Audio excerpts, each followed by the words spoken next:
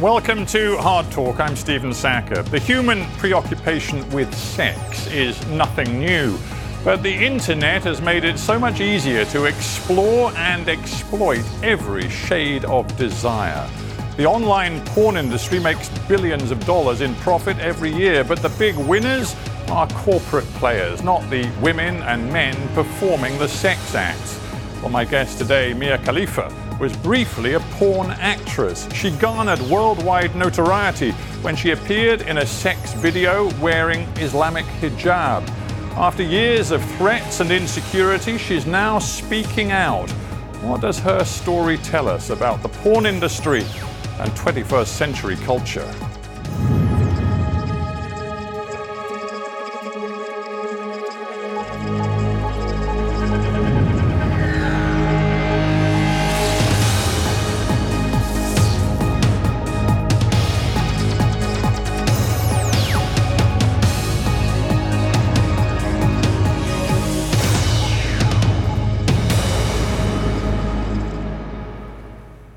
Mia Khalifa, welcome to Hard Talk. Thank you for having me. By many measures, you are a very famous woman. For instance, you have, more than 16 million followers on Instagram. But the origins of your fame lie in your brief involvement in the porn industry. Is that hard for you to deal with? Absolutely. After I left, I didn't delete my Instagram. It got hacked by ISIS sympathizers and propaganda was posted all over it. So Instagram took it down.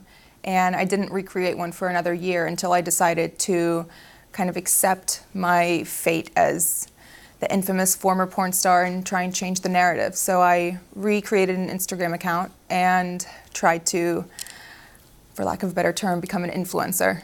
Because if you put your name, as indeed I have done researching this, put your name into Google and... On the Work Network? Yeah, well, it was work. But the point is, you get these countless links to videos.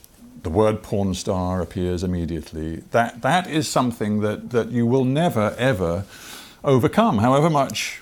First of all, that's rude. I'm trying to. Yes, I understand that. It. I don't mean to say you want it to be, but it's the way technology, the internet works. Yeah. I'm not very Google friendly, and we're trying to change that. One of the first things that comes up is the site that I do not own or control, but where the homepage is written in first person, like I am the one running it. And on my Wikipedia, it's posted as my official website, and we've tried countless times to get it taken down, including taking legal action, but the company they won't hear anything, and we've made them countless offers. Let's go through this step by step. How did a girl who was brought by her parents to the United States from Lebanon, your home country, schooled in the United States, clearly smart, went to university in Texas, read history, how did you get involved with the sex porn industry? I don't think low self-esteem discriminates against anyone. It doesn't matter if you come from a great family or if you come from a not so great background. I struggled my entire childhood with weight, and I never felt attractive or worthy of male attention. And suddenly, my first year of college, I start losing all this weight from making small changes. And by the time I graduated, I was ready to make a bigger difference. I felt extremely self-conscious about my breasts because that was the first thing to go when I lost all the weight. I lost about 50 pounds. I don't know how many kilos that is, or stones. Well, it's a considerable amount of weight. Yeah. It changed your body, it changed you physically. Completely. Yeah. So my biggest insecurity was my breasts. So I wanted to more or less go back to what they normally were. And once I did that, I started garnering all of this attention from men, and I was never used to it. And I felt like unless I held on to it and kind of did what was asked of me or what was expected of me, it would go away. And after feeling what it was like, that validation and, the compliments for the first time, I did not want that to go away. You were spotted, I think, on a street. I mean, there you were a young graduate wanting to sort of find a job, and you were spotted on a street by a guy who said, I can work with you, and clearly he opened up and said it's the porn business. What was it in you that far from running away, was drawn into it? It wasn't. That's not how it was. It wasn't just, hey, do you want to come do porn? It was more so, oh, you're beautiful. Like, would you like to do some modeling? Oh, you have a great body. Like, I think you'd be great in nude modeling. Things like that. And after I came and toured the studio, it was very respectable. It was a gorgeous location. It was in Miami, in Doral, Florida. It was clean. Everyone who worked there was nice. All of their cubicles were decorated with family photos. Like, it was nothing dodgy or that made me uncomfortable. And after the first time I went in wasn't the first time I filmed a porn movie. It was the second time. The first time was more so, do you want to do this? Like, sign the paperwork, et cetera, et cetera. You have since talked about people who prey on callow young women. I'm just wondering, as we talk about it now, whether you feel a sense of victimhood, whether you look back at your younger self, because obviously now you're 26, but this is when you were 21. Do you look at that 21-year-old and feel that she was used, she was very much a victim? I feel like she didn't have the tools to identify that she was being taken advantage of, and that what she was being told was lies. Maybe not so much lies, but trying to manipulate me to doing what they wanted me to do. I don't really see myself as a victim. I don't like that word. I did make my own decisions, even though they were terrible decisions. I think that something needs to change in the way women are approached, if even they are approached. It is an industry, and it is a multi-billion-dollar industry, but at the heart of it are young people, and men and women, who are asked to and agree to perform sex acts in front of a camera. How much control, agency, did you have in the process of making those videos, which we now know have been viewed hundreds of billions of times? None. Very little. Other than kind of saying yes, no to one outfit or the other. Very little say on what was filmed, the theme of it, the content, where it's filmed. It's not really up to you. But obviously consent would seem to me as an outsider to be a fundamentally important principle. If they asked you to perform a particular kind of sex act that you absolutely did not want to do... No, they can't force you. No. No, absolutely not. You've talked interestingly in the recent past about the mindset you had when you were performing in the sex videos. You said that you sort of blacked out, and that now you look back, you can't actually remember very clearly a lot of the things you did. Do you try and explain to me what was going on in your head as you got deeper into this industry? I think that the word I couldn't quite grasp when I said that would be adrenaline. I think my adrenaline was so high because I knew what I was doing was beyond anything that I ever thought that I would do or anything that I could have imagined doing. So adrenaline was through the roof, makes it hard to look back and remember exactly what happened and the things that transpired. Do you find it difficult talking about it now? A little bit, yeah. Yeah, no, I understand that. And obviously, I mean, do you think it made a difference? I'm genuinely just asking that you're of Arab heritage. Your parents were from Lebanon. I'm from Lebanon. I was born and raised there. Exactly. You're Arab, and Arab culture is deeply conservative on the whole. And do you think that was an extra layer that you had to peel away as you got involved in this business? Probably. I think a part of it was also rebellion and wanting to do something so out of bounds and so out of character that I shocked even myself. And I guess this is a very stupid question, but of course your family had no clue as to what you were doing. No, and they disowned me when they found out. Did they? Yes. That must have been terribly hard. It was. I felt completely alienated by not just the world, but my family and the people around me. So it was, especially after I quit, when I was still alone, even though I left. And I mean, I just realized some mistakes aren't forgivable, but time heals all wounds and things are getting better now. Things are changing. Yes.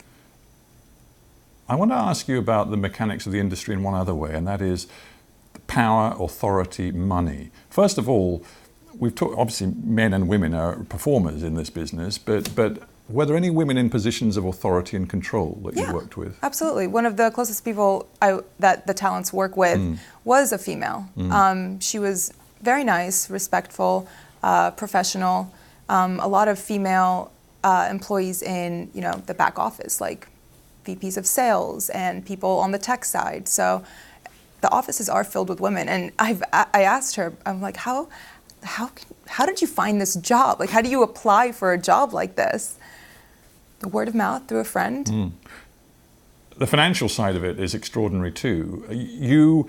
After you made the video that I want to talk about in a moment, which involved you wearing the Islamic dress, the hijab, you, for a time, were the #1 most popular porn actress on Pornhub, which is this aggregator site for porn that is wildly popular throughout the world, it seems. And you were getting hundreds of millions of views. And yet, despite that, in the porn world stardom, you were paid a grand total for all the 12 sex videos you made. You were paid a grand total of $12,000 US. And yet you made millions and millions of dollars for both Bang Bros, the company that you worked with, and Pornhub, the aggregating site. How could that be? That's just how it is. I'm not the only one who was singled out by this. It's not like I had a terrible contract or a terrible manager. Not that I didn't have a manager or an agent. At all? No. No advisors, nothing at all? No. And you were 21, you were barely out of childhood, frankly. Yeah.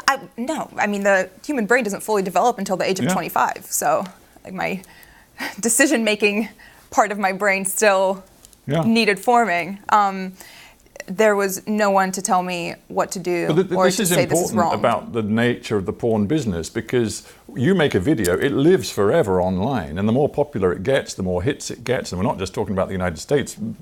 Many of your videos were, it seems, very popular in the Middle East. The most popular in the Middle East. Which is interesting in itself. Because they're the ones who are tweeting death threats at me. Exactly. We'll get to that in just a moment. But the point of the finances is, however popular you became, the #1 star in this business, you had no residuals, no rights whatsoever to get any sort of recompense for your popularity. None.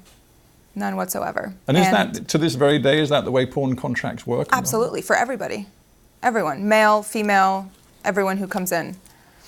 Now, I think we have to get to this one particular, and I mentioned at the beginning, the notorious video you were involved in, which actually involved 3 young people. You were one of them, and you were wearing the Islamic headscarf, often known as hijab. And of course, then it developed into a sort of a sex scene. You must have known how provocative that was. I verbatim told them, you guys are going to get me killed. And they said? They just laughed. Why didn't you then say, I'm not doing it? Intimidation. I was scared. But I knew that if I said no, it would, they're not going to force you to do it. At that point, that's rape. No one's going to force you to have sex. But I was still scared. I mean, have you ever felt scared not scared, but nervous to speak up and say something at a restaurant when your food's not right and the waiter comes by and says, how is everything? I was intimidated. I was nervous. What you are saying is that the concept of consent is sort of meaningless in the power dynamic between the men mostly who are controlling the porn industry and a young 21-year-old actress such as yourself. Absolutely. When there's 4 white male producers in the room and you say something like that to them and they all just laugh, I mean, it's kind of devastating, and it makes you not want to speak up and say anything again. It's the same with when you sign your contracts. You have, the president and the CEO of the company sitting in the room with you, waiting for you to read it. And when you're reading it, you're not comprehending anything that's written because you're so nervous because people are staring at you. When you walked out of that filming area at the end of that particular video film, did you in your heart know this is going to be a disaster for me? It didn't hit until I think the next day, because the adrenaline was still very high, but immediately after it was released, it shattered my entire world.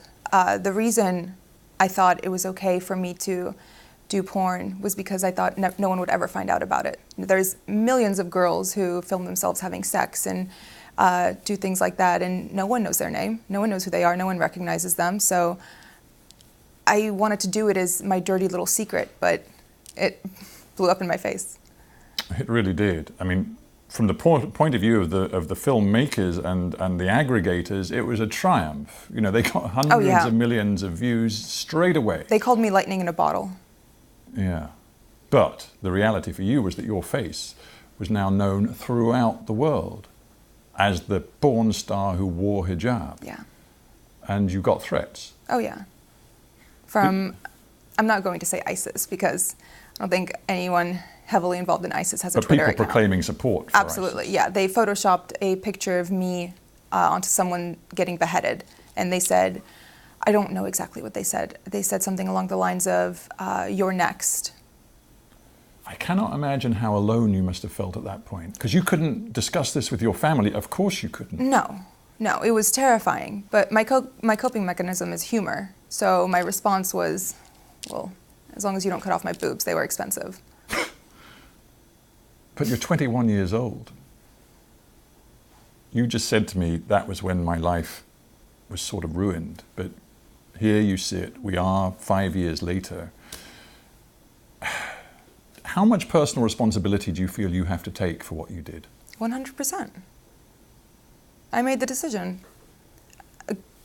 Granted, the industry is flawed and you know, we need to do something to protect other girls from falling into the same trap that I did, but at the end of the day, it was my choice. In terms of getting out of the business, when that went viral, that video, and your face was just so well known and associated with something so provocative and you were receiving the threats, was it a very quick decision for you to say no more? I wouldn't say very quick because I was still nervous. I didn't know whether, I didn't know how they would react to it. I actually called them all in to a meeting about a month later and sat them down, and I had a resignation letter waiting in front of every single one of their chairs. And I spoke to them about my feelings, and they tried to convince me to stay, and they told me this will all blow over and that I'm overreacting and I'm exaggerating about the level of peril that I'm in. At that point, did you have to have some sort of security? Had you had to move out of your own apartment? I did move out of my apartment already, but that was because someone had taken a screenshot of a Google Maps location of where my apartment was. So these guys, they just saw you, frankly, as a money machine. Absolutely. But you still had no advisors, you had no lawyer, you had no nothing. So what 21-year-old has a lawyer on retainer? I'm just trying to get my head around how stressful this must have been, and whether even now, because you sit here so poised and obviously a lot of time has passed and you've moved on, but do you think there is some sort of post-traumatic stress that is in you from this experience? Yes, and I think it kicks in mostly when I go out in public, because the stares I get, I feel like people can see through my clothes, and it brings me deep shame. It makes me feel like I lost all right to my privacy, which I did because I'm one Google search away. Yeah. And those images you cannot expunge. No. You have no right, even though it is deeply personal to you, you have no right to remove them from anybody's view around the world. Yeah.